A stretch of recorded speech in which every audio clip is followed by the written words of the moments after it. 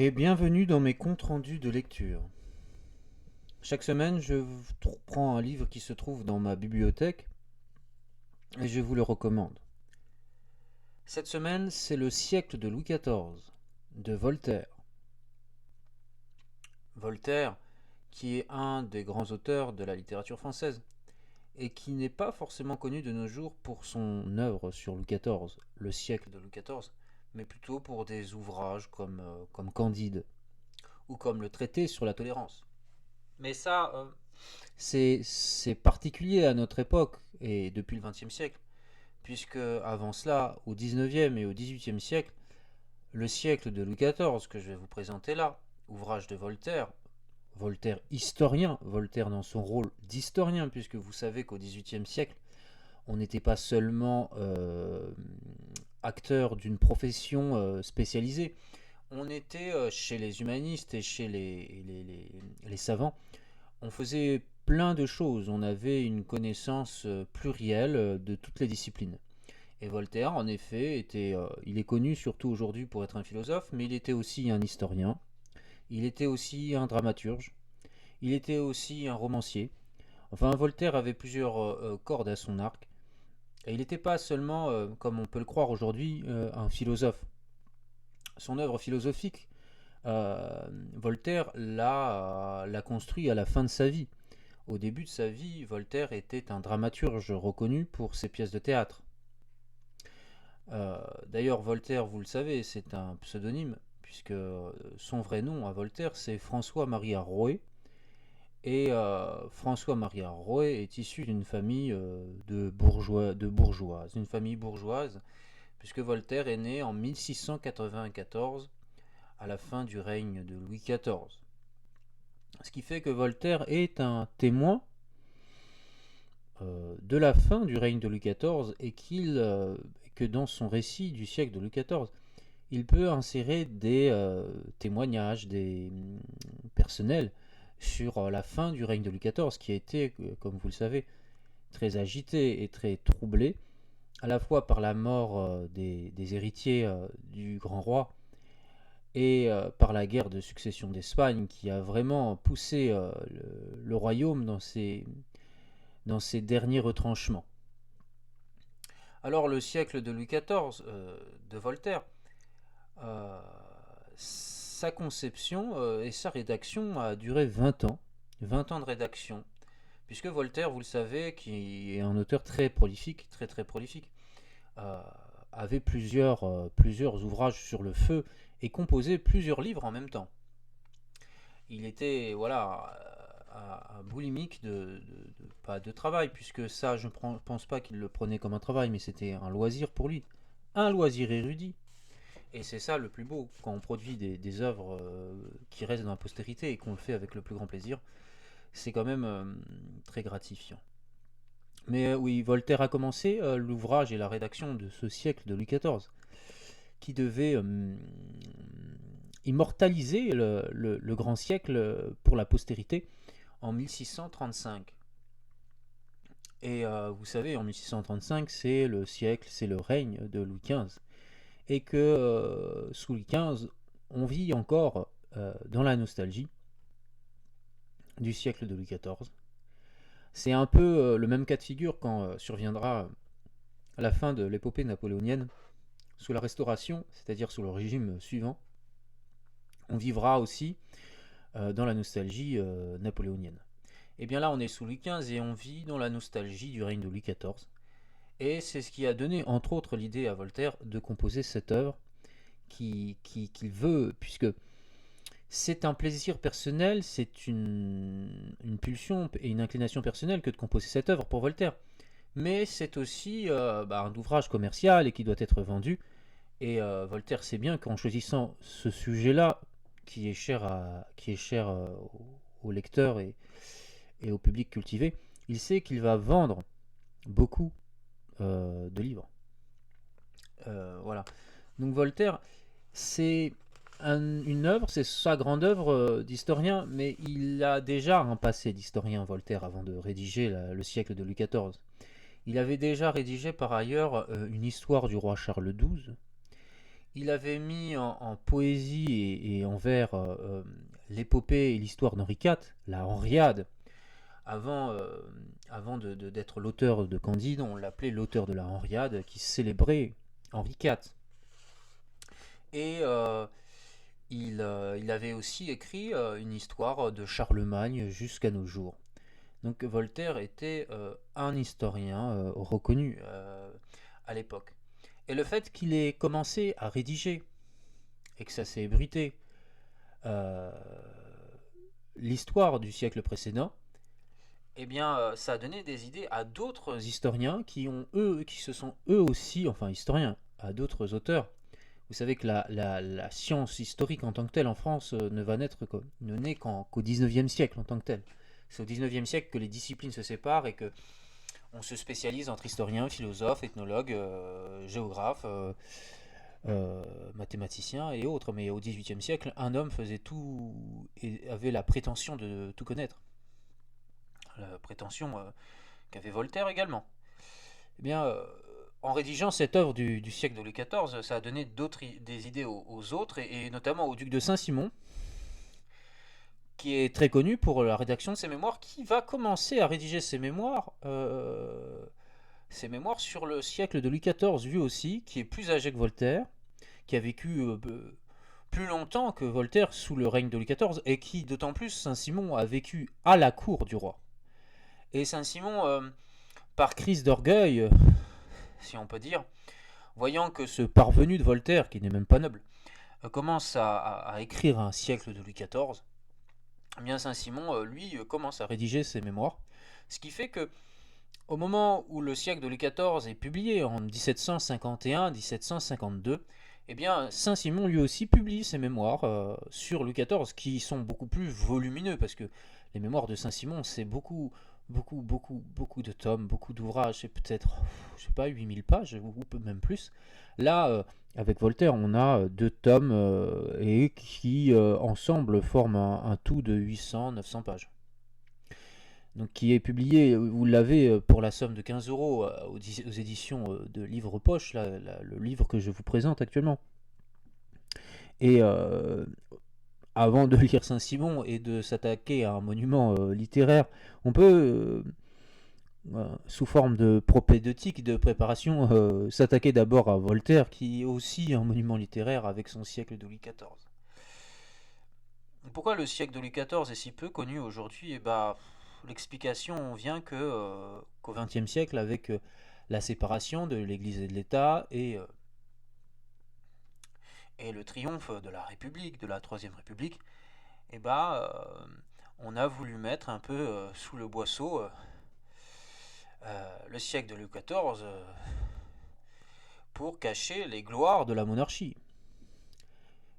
Au XXe siècle, on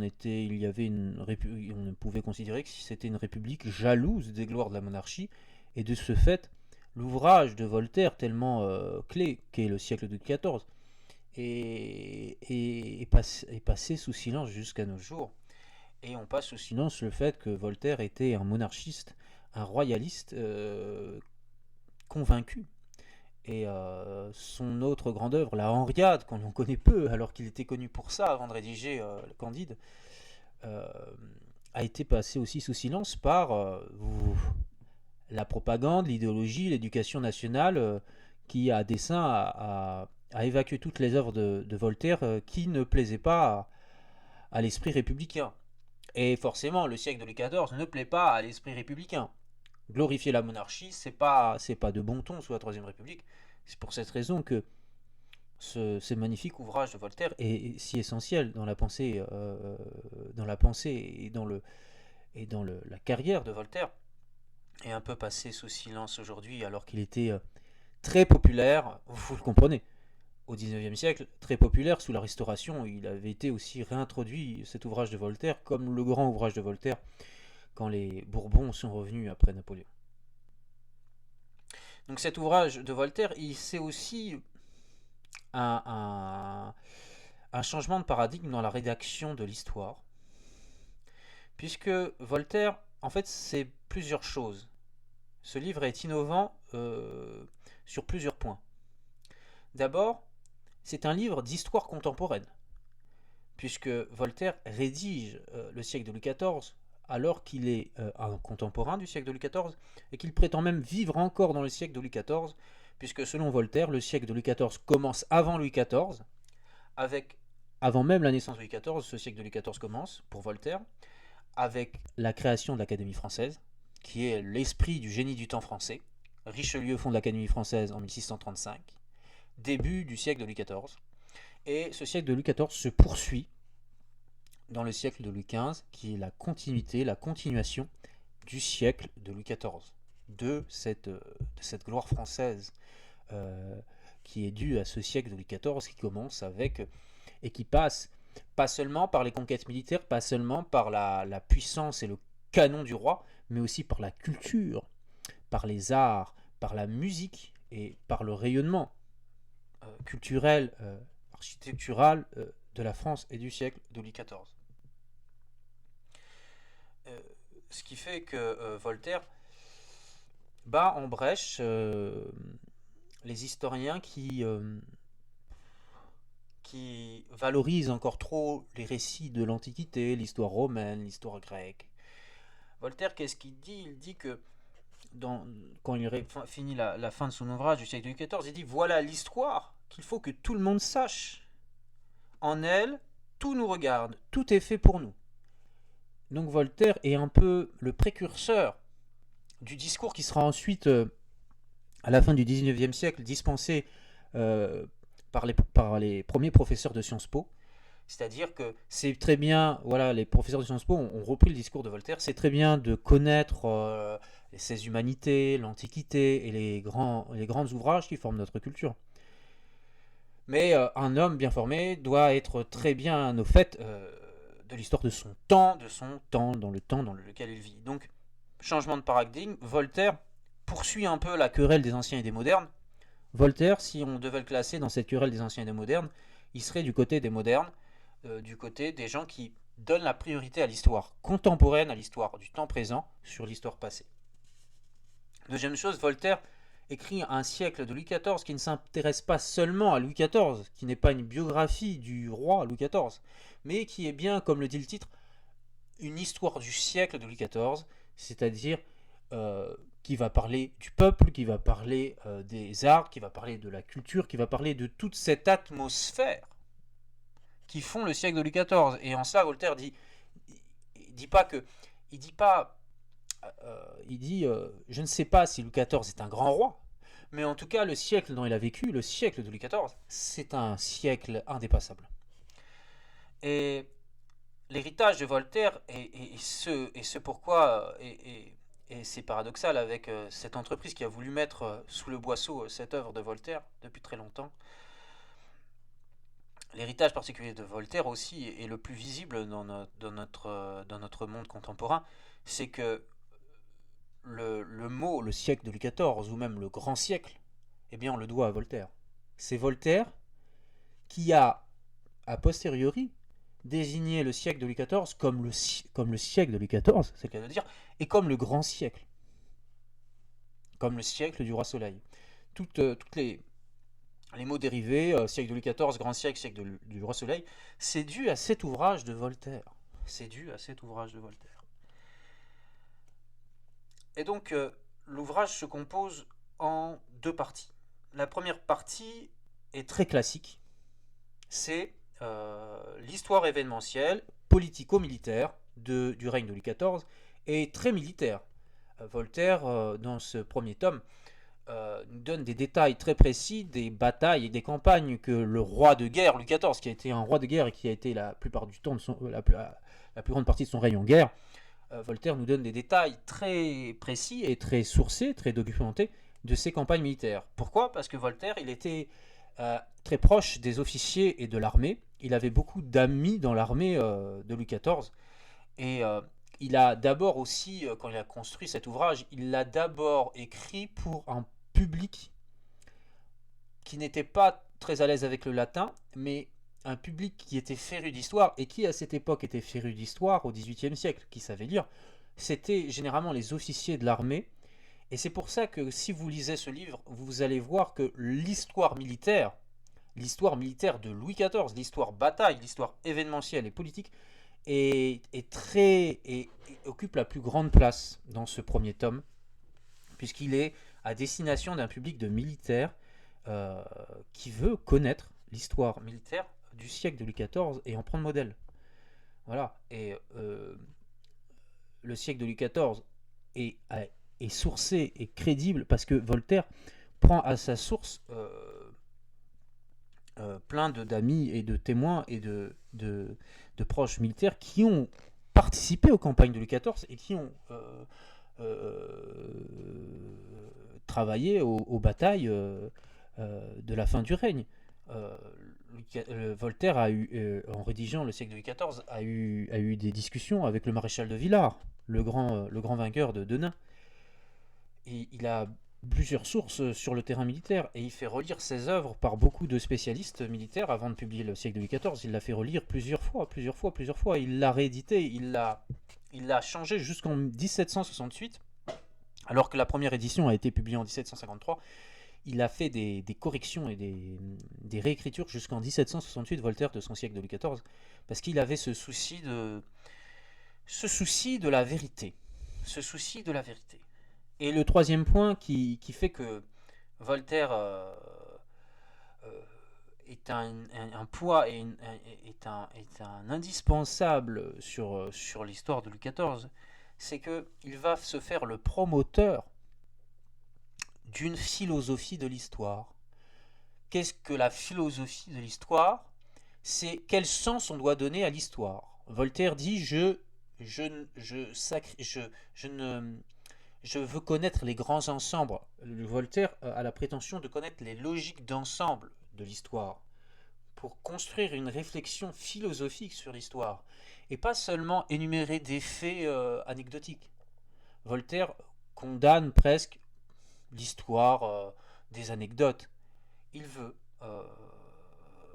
construire une histoire raisonnée qui ait un sens et qui tisse des liens. Et en cela, il construit sa philosophie de l'histoire, parce que vous savez que Voltaire n'était pas religieux, il était monarchiste, mais il était ce qu'on dirait anticlérical. En tout cas, il n'était pas croyant. Et en cela, bon, c'était assez paradoxal, puisque de toute façon, la monarchie française ne peut se penser sans la religion catholique. Ça, c'est sûr. Et Voltaire voulait la penser sans la religion catholique. Donc c'était compliqué, mais Voltaire avait certainement une préférence pour le protestantisme, même s'il était déiste. Et ce qui peut nous faire comprendre, et ce qui peut être compréhensible, vu son amitié avec le roi de Prusse, Frédéric II, qui a lui aussi, Frédéric II, lu le siècle de Louis XIV, et qui a beaucoup complimenté Voltaire pour ce siècle de Louis XIV, puisque Frédéric II est un admirateur de Louis XIV. Tout le monde est admirateur de Louis XIV au XVIIIe siècle, que ce soit Louis XV, Louis XVI, et les autres monarques comme Frédéric II de Prusse, Catherine de Russie, Pierre le Grand.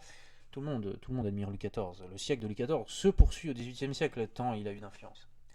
Et Voltaire, voilà, il construit une philosophie de l'histoire qui veut se départir d'une histoire providentialiste.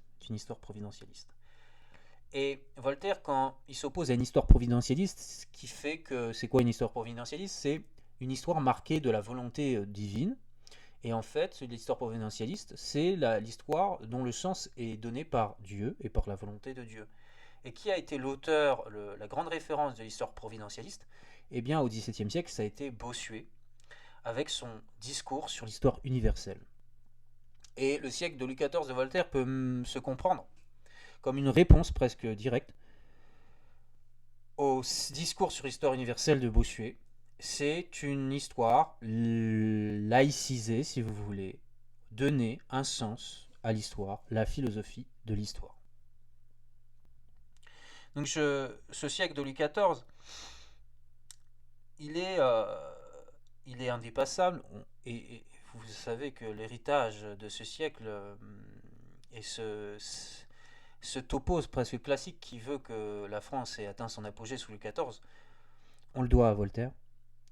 Et vous allez le comprendre quand je vais vous lire l'introduction du tome 1er, où Voltaire justifie bien pourquoi le siècle de Louis XIV est le siècle où la France se révèle, le siècle de la révélation de la puissance française, c'est manifeste dans l'introduction qu'il nous livre de son tome premier. Que dit-il? Tous les temps ont produit des héros et des politiques. Tous les peuples ont éprouvé des révolutions. Toutes les histoires sont presque égales pour qui ne veut mettre que des faits dans sa mémoire. Mais quiconque pense, et ce qui est encore plus rare, quiconque a du goût, ne compte que 4 siècles dans l'histoire du monde. Ces 4 âges heureux sont ceux où les arts ont été perfectionnés, et qui, servant d'époque à la grandeur de l'esprit humain, sont l'exemple de la postérité.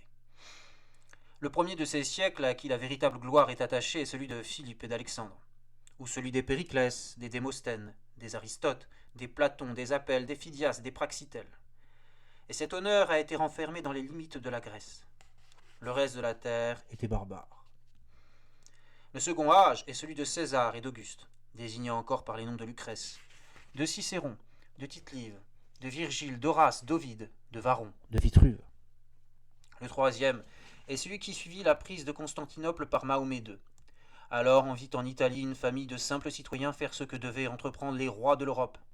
Les Médicis appelèrent à Florence les arts que les Turcs chassaient de la Grèce. C'était le temps de la gloire de l'Italie. Toutes les sciences reprenaient une vie nouvelle.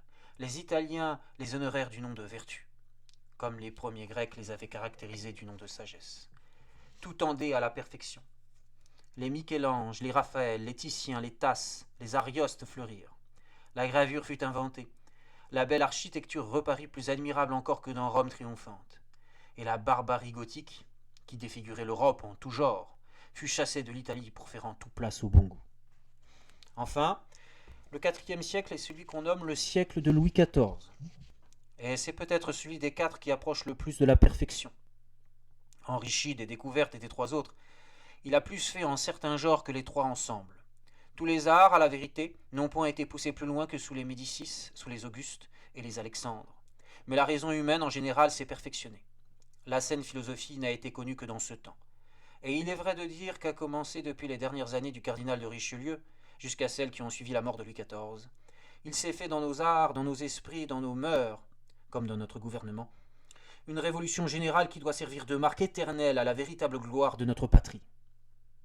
Cette heureuse influence ne s'est pas même arrêtée en France.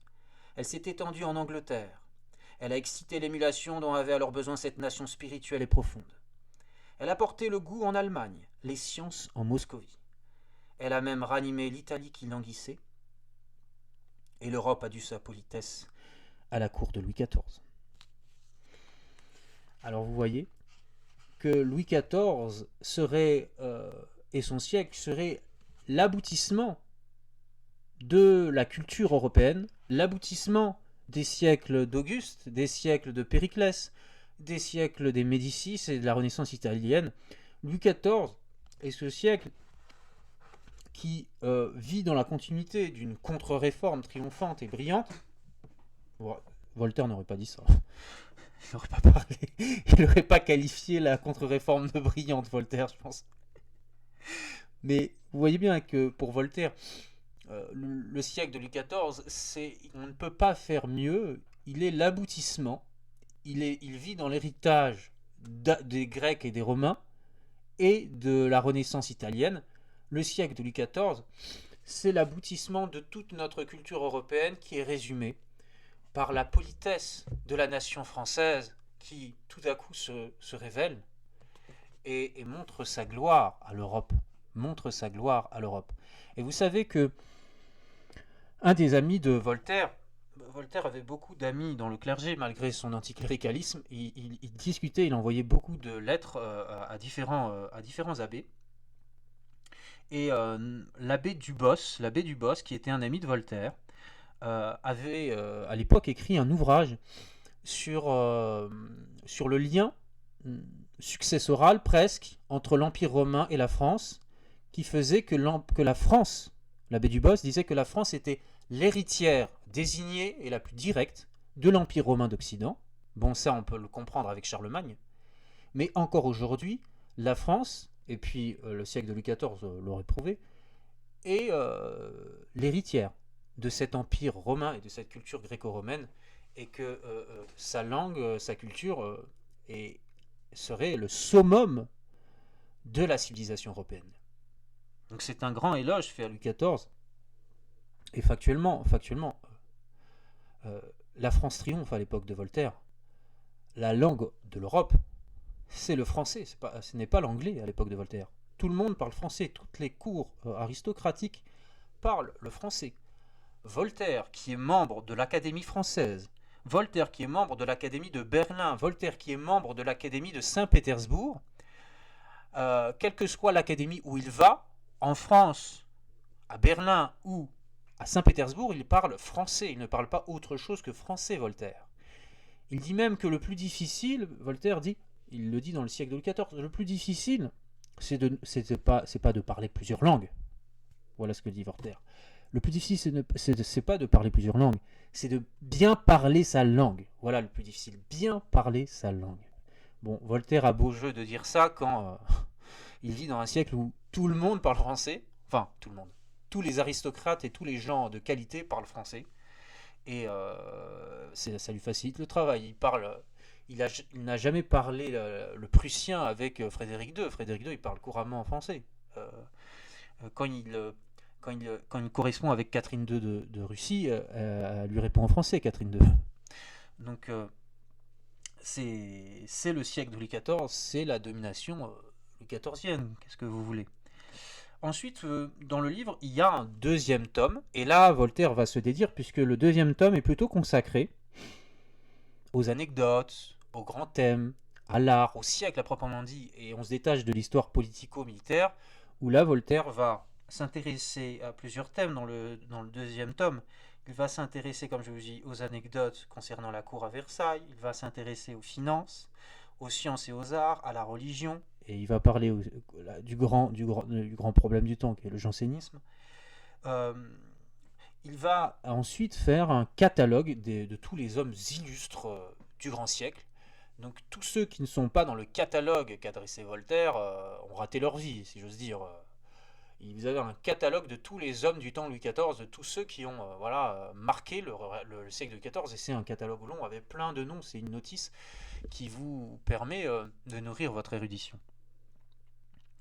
Et ensuite, l'ouvrage se termine par, allez, c'est un petit bonus que vous donne cet ouvrage sorti au livre de poche, 2 lettres de Voltaire, une lettre que Voltaire adresse à son ami, dont je vous ai parlé tout à l'heure, à l'abbé Dubos, et une autre lettre à un autre de ses amis, Mylord Harvey, où on voit bien que Voltaire parle de la rédaction de son ouvrage, et à quel point, en fait, quand on écrit un livre au XVIIIe siècle, c'est pas un ouvrage personnel, en fait, on vit dans une époque où tout le monde écrit des livres, où c'est habituel d'écrire des livres. On vit dans une époque où, enfin, dans une certaine aristocratie, où tout le monde est cultivé et que tout le monde cède et se relit les livres des autres pour publier les ouvrages. Donc Voltaire, son siècle de Louis XIV, c'est pas seulement une œuvre propre à Voltaire, c'est quand même une œuvre où il y a eu une forme de mutualisation, puisque son catalogue, ça lui a été conseillé par un autre de ses amis qui lui a conseillé de mettre un catalogue. Un autre de ses amis a revu, a corrigé quelques... C'est une œuvre d'équipe. Tout ouvrage au XVIIIe siècle est presque une œuvre d'équipe, puisque, vous savez, les salons littéraires étaient là pour rectifier, pour dire ce qui allait ou pas dans la rédaction d'un ouvrage qui ensuite peut être publié. Voilà la vertu de ce siècle, du grand siècle, comme du siècle des Lumières. Donc Voltaire, il a écrit cet ouvrage, et qui se termine donc par des anecdotes. Il se dédie un peu. Mais vous savez que que pour faire sa pub, Voltaire a publié dans le Mercure Galant. Le Mercure Galant, c'était le journal le plus lu à l'époque. Bon, encore une fois, dans une certaine classe cultivée. Mais il donnait des extraits de son siècle de Louis XIV dans les années 1730, 1740. En quel extrait il choisissait? Il choisissait pour attirer le public les anecdotes. Donc il y avait plusieurs récits anecdotiques, et qui servaient en fait aussi à nourrir des conversations mondaines, puisqu'on aimait à raconter des anecdotes. Ça faisait toujours plaisir aux gens de connaître quelques anecdotes du temps de Louis XIV pour faire bien en société et marquer le coup. Vous savez, c'était une société aussi du paraître. La cour à Versailles et les cercles mondains à Paris, il était vraiment de bon ton de montrer sa culture. Aujourd'hui, je pense que ça c'est plus le cas, hein. Enfin, on n'est plus dans le waouh, la culture, on n'est plus malheureusement dans ce, dans ce paradigme, mais c'était le paradigme du temps de Voltaire. Donc je vous lis l'introduction du.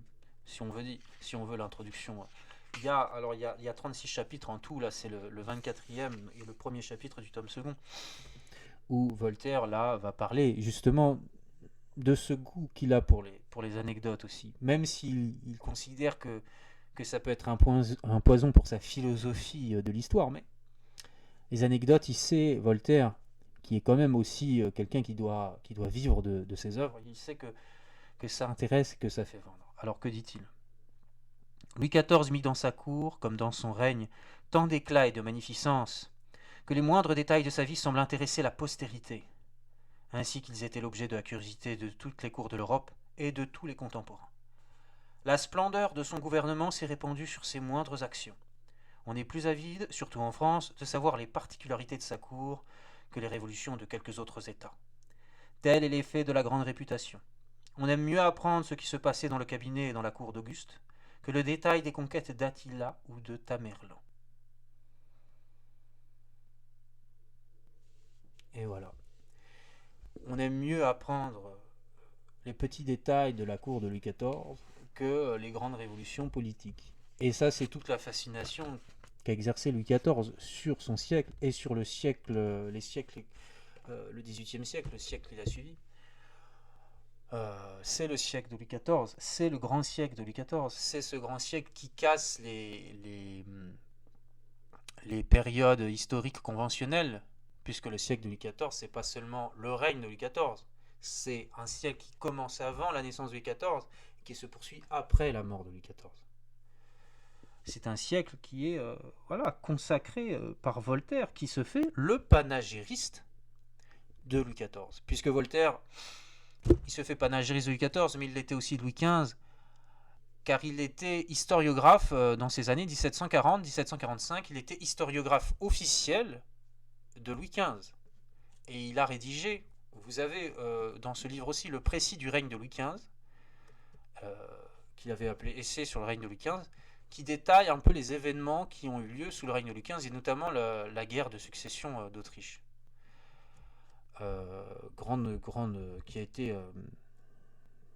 Qui a été un grand moment de notre histoire, puisque vous avez eu à cette occasion la glorieuse victoire à Fontenoy qu'a remporté le roi Louis XV sur les Anglais et les Autrichiens. Donc oui, le siècle de Louis XIV, il faut le lire, et il faut le lire pour ce qu'il est, pour un ouvrage où Voltaire, malgré ce qu'on peut croire, montre que le régime le plus approprié à la France et le plus glorieux, ça reste une monarchie forte et une monarchie glorieuse. Donc à vous de découvrir Voltaire, vous allez tout savoir du règne de Louis XIV. En tout cas, les éléments les plus importants selon Voltaire.